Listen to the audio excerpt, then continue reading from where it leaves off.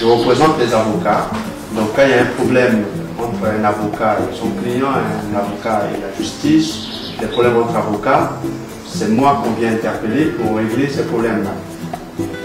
Alors, les avocats, ce sont des professionnels, c'est un métier, d'accord? C'est comme être enseignant, c'est comme être médecin, c'est comme être artisan, électricien, plombier, c'est un métier, d'accord?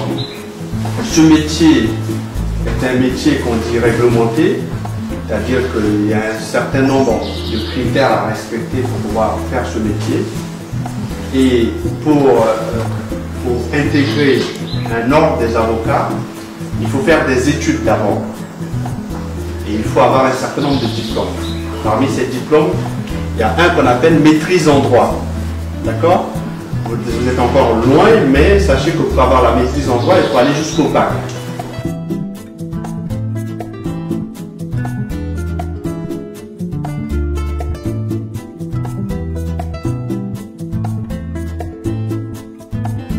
Alors, le vol. Le vol, c'est important parce que c'est vrai qu'on est souvent confronté justement devant le tribunal à des élèves qui commettent des vols auprès de leurs camarades. On va voler un téléphone portable, on va voler, je sais pas moi, une paire de baskets, on va voler en fait des affaires personnelles. Et le vol, c'est interdit. Est-ce que vous aimeriez qu'on vous vole quelque chose? Non. D'accord. Donc c'est simple à comprendre. Si moi, je ne veux pas qu'on me vole quelque chose, pourquoi est-ce que je vais aller voler quelqu'un d'autre? C'est ça. Et le vol, dans notre droit, c'est un délit.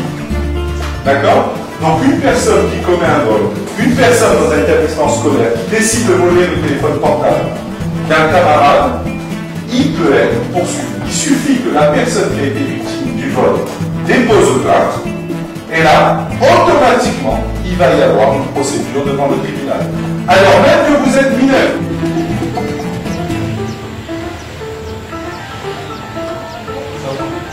Consultation auprès des populations, donc gratuite par des avocats, et intervention en école, collège, auprès des élèves sur les problématiques de la délinquance. D'accord. Il y a eu du monde à Regina? Du monde, un peu moins que ce qu'on espérait en raison du conseil municipal pour l'élection du maire, mais quand même une vingtaine de personnes, donc plutôt positif comme bilan. Essentiellement droit du séjour, un peu de divorce et un peu d'affaires familiales, mais principalement titre de séjour.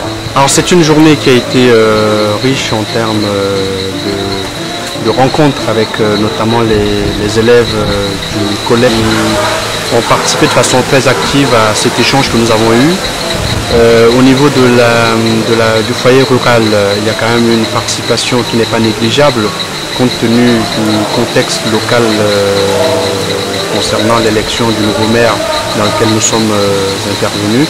Mais le bilan reste positif. La prochaine étape, ça sera Cacao, certainement, le mois prochain. On continue vers l'Est, ça sera probablement la dernière étape de l'Est ou alors l'avant-dernière, puisque nous envisageons éventuellement de faire Roura et Co sur une autre journée. Merci, monsieur le Baconnier.